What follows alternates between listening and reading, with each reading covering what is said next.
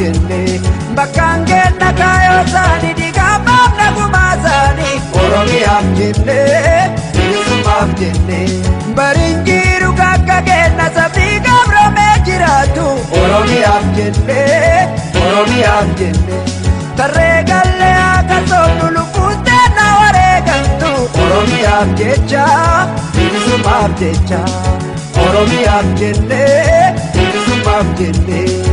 Oromiyaaf jecha bilisummaaf jecha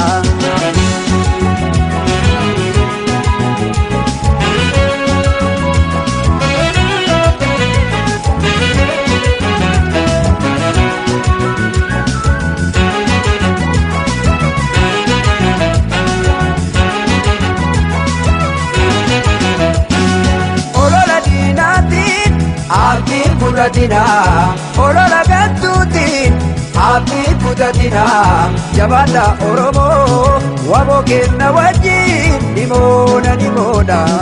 jabaadha Oromoo waboo kenna wajjin nimoona olola diinaatiin abdii kutatinaa olola gantuutiin abdii kutatinaa jabaadha Oromoo abahoodha qabna nimoona jabaadha Oromoo itti fufaa qabsoo nimoona